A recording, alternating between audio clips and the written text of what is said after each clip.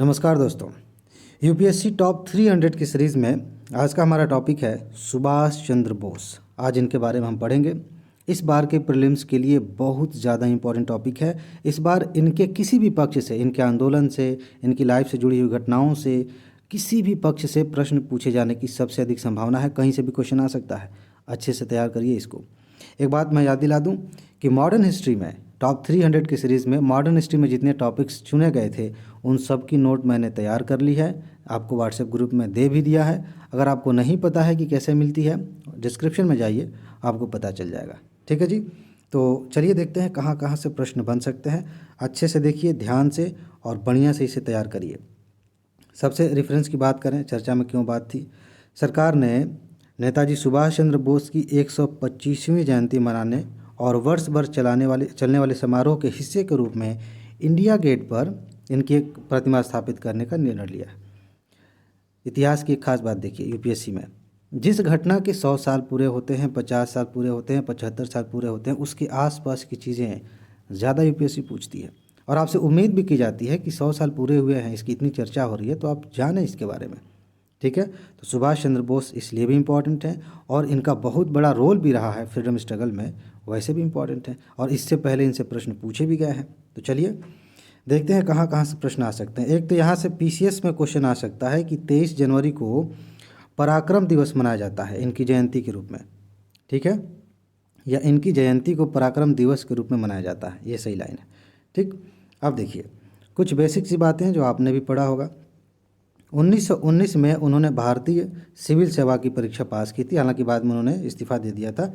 अब देखिए UPSC facts सीधे सीधे नहीं पूछती जैसे पीसीएस में पूछा जाता है, लेकिन फैक्ट्स की जानकारी होना बहुत ज़रूरी है, क्योंकि घुमा फिरा के यूपीएससी पूछ लेती है। अब मान लीजिए मैं कहूँ कि यूपीएससी कहीं पूछ देगी कि इन्होंने कब सिविल सेवा निकाली थी, तो आप कहेंगे हैं ऐसे थोड़ी पूछती यूपीएससी।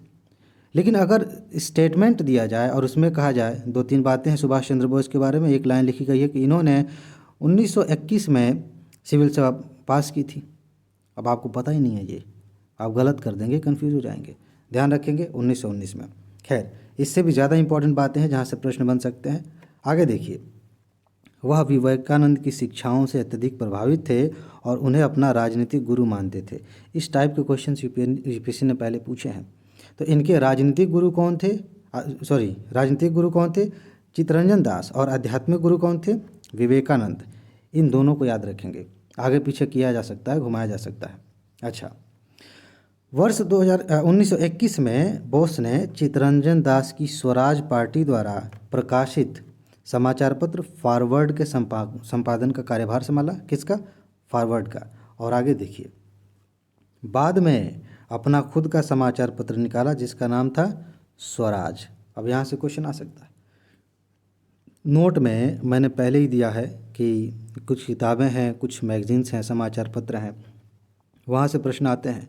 संगठन बहुत सारे हैं, वहाँ से प्रश्न आते हैं। इन सारी चीज़ों को ध्यान में रखेंगे और इस बार स्वराज शब्द को लेकर के प्रश्न आ सकता है। ठीक है, चलिए आगे बढ़ते हैं। और कौन सी बातें इंपॉर्टेंट हैं?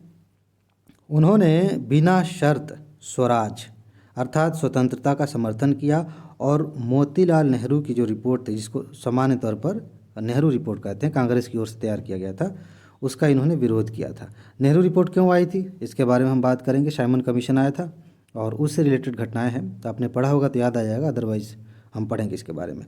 तो नेहरू रिपोर्ट का इन्होंने विरोध किया क्योंकि उसमें डोमिनियन की बात थी, डोमिनियन दर्जे की बात थी। इसके बारे में हमने पहले बात की है। ठीक, अच्छा, और आगे यहाँ पे क्वेश्चन बन सकता है बहुत ज़्यादा इंपॉर्टेंट। ये बातें बहुत कम लोगों को पता है कि जब इन्होंने नेहरू रिपोर्ट का विरोध किया तो उस समय इन्होंने एक लीक बनाया था। सुभाष चंद्र बोस और जवाहरलाल नेहरू ने, मोतीलाल नेहरू के पुत्र, ठीक है, इन्होंने नेहरू रिपोर्ट को अस्वीकार कर दिया और संयुक्त रूप से भारतीय स्वतंत्रता लीग का गठन किया। पूछा जा सकता है कि भारतीय स्वतंत्रता लीग का गठन किसने किया था। अब ज़रूरी नहीं कि ऐसे ही पूछा जाए, घुमा फिरा कर पूछा जा सकता है। तो भारतीय स्वतंत्रता लीग और किसके विरोध में आया था? नेहरू रिपोर्ट के विरोध में। कौन कौन जुड़े थे? सुभाष चंद्र बोस और जवाहरलाल नेहरू। जवाहरलाल की जगह मोतीलाल हो सकता है अगर घुमाना चाहें तो। ठीक है, चलिए कुछ और बातें देख लेते हैं इनकी लाइफ से जुड़ी हुई। उन्होंने 1930 के नमक सत्याग्रह में सक्रिय रूप से भाग लिया। और 1931 में सविनय अवज्ञा आंदोलन के निलंबन और गांधी इरविन समझौते पर हस्ताक्षर का विरोध किया। ध्यान दीजिएगा, नमक सत्याग्रह पे यहाँ से सविनय अवज्ञा आंदोलन की शुरुआत हुई थी, नमक सत्याग्रह से दोनों जुड़े हुए हैं, तो इन्होंने इसमें भाग लिया था। लेकिन जब आंदोलन रोक दिया गया, गांधी और इरविन के बीच में समझौता हो गया, तो इसका इन्होंने विरोध भी किया था। ध्यान देने वाली बात यह है कि इसका समर्थन हुआ था। आगे जो है, जो कराची में वो हुआ सम्मेलन हुआ कांग्रेस का, तो इस समझौते को सपोर्ट किया गया था। और मेरे ख्याल से 2020 में ही इस पर प्रश्न पूछा गया था, ठीक है, 20 में या 19 में, ठीक। इंपॉर्टेंट है, ये सारी चीज़ें आपको नोट्स में मिल जाएंगी। यह देखिए 1930 के दशक में वह जवाहरलाल नेहरू और एम.एन. राय के साथ कांग्रेस की वाम राजनीति में संलग्न रहे थे। वाम राजनीति पे मेंस में क्वेश्चन यूपीएससी ने पूछा है, इसके नेचर को लेकर के और बाकी चीज़ों पे, ठीक है। अच्छा, यहाँ देखिए, यहाँ से पीसीएस में प्रश्न कई बार पूछे गए हैं, यूपीएससी ने पहले पूछा है इस पे क्वेश्चन। 1938 में हरिपुरा में कांग्रेस का अधिवेशन हुआ था और उस समय अध्यक्ष चुने गए थे सुभाष चंद्र बोस। इसके बाद 1938 हो गया। 1939 में त्रिपुरी में उन्होंने गांधी जी के कैंडिडेट को हराया था। कौन थे? पट्टाभी सितार मैया, ठीक है, तो इनको हराया था और अध्यक्ष चुने गए थे। बाद में इन्होंने इस्तीफा दे दिया था, गांधी जी नाराज़ हो गए थे, बहुत सारी बातें थी, ठीक है, तो उन्होंने इस्तीफा दे दिया और एक नई पार्टी बनाई थी, फॉरवर्ड ब्लॉक। यहाँ से भी प्रश्न आए हैं। इस टॉपिक में इतने सारे फैक्ट्स हैं ना, इतने काम की चीज़ें हैं जहाँ से कई बार प्रश्न पूछे गए, ठीक। फॉरवर्ड ब्लॉक में क्वेश्चन आ सकता है, ठीक। और इसका उद्देश्य अपने गृह राज्य बंगाल में राजनीतिक वामपंथ और प्रमुख समर्थन आधार को मजबूत करना था, ठीक है। अच्छा, कुछ और चीज़ें देखते हैं, यहाँ से भी प्रश्न आए हैं। वह जुलाई 1943 में जर्मनी से जापान नियंत्रित सिंगापुर पहुँचे। उस समय सिंगापुर पे जापान का नियंत्रण था। वर्ल्ड वार का सीन है उस समय, सेकेंड वर्ल्ड वार का, ठीक है। उन्होंने वहाँ पहुँचे और उन्होंने अपना प्रसिद्ध दिल्ली चलो का नारा दिया था। दिल्ली चलो का नारा पहले पीसीएस में पूछा जाता था, अब शायद नहीं पूछा जाता, लेकिन कभी क्या पता किसी के दिमाग घूम जाए, ठीक। और 21 अक्टूबर 1943 को आज़ाद हिंद सरकार तथा भारतीय राष्ट्रीय सेना के गठन की घोषणा की थी। यहाँ से भी क्वेश्चन पूछे गए हैं, ठीक है। इन दो तथ्यों को आप याद रखेंगे, यहाँ से क्वेश्चन आ सकता है। आगे, भारतीय राष्ट्रीय सेना का गठन पहली बार किसने किया था? मोहन सिंह और जापानी मेजर इविची फुजिवारा, इन्होंने किया था। बाकी इनके नेतृत्व में किया गया था, ठीक है। और इसमें वर्तमान मलेशिया के अभियान के दौरान सिंगापुर में जापान द्वारा कैद किए गए जो सेना के बंदी थे, उन्हीं को शामिल किया गया था। सिंपल सी बात करें, बाद में उसमें शामिल हो गए थे सुभाष चंद्र बोस। जब वो जर्मनी गए थे तो एक चीज़ यहाँ से प्रश्न आ सकता है कि वहाँ पे उन्होंने फ्री इंडिया लीजन नामक एक सैन्य इकाई का गठन किया था। कब? 1941 में। यहाँ से प्रश्न भी पूछा जा सकता है।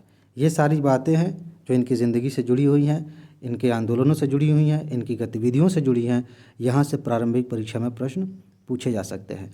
इसके कुछ और पक्ष हैं जो अलग अलग टॉपिक्स के तहत कवर किए जाएंगे, ठीक है। जैसे कि सविनय अवज्ञा आंदोलन की बात है तो उसको अलग से हमने कवर किया है। जो कांग्रेस के अधिवेशन हैं उनको हमने अलग से कवर किया है। आज़ाद हिंद सरकार पे एक अलग से वीडियो बन जाएगा, तो वो सारी चीज़ें आराम से कवर हो जाएंगी, ठीक है जी। तो इसमें बस इतना ही है। इसको अगर अच्छे से तैयार कर लिया, यूपीएससी कहीं से कुछ भी पूछे, आप आसानी से उसको हल करेंगे, ठीक है जी। तो अपना ख्याल रखिए, खुश रहिए, मस्त रहिए। और अगर पीडीएफ के बारे में जानकारी चाहिए तो डिस्क्रिप्शन में जाकर देखिए, वहाँ मिल जाएगी, ठीक है। आगे मिलते हैं, नमस्कार।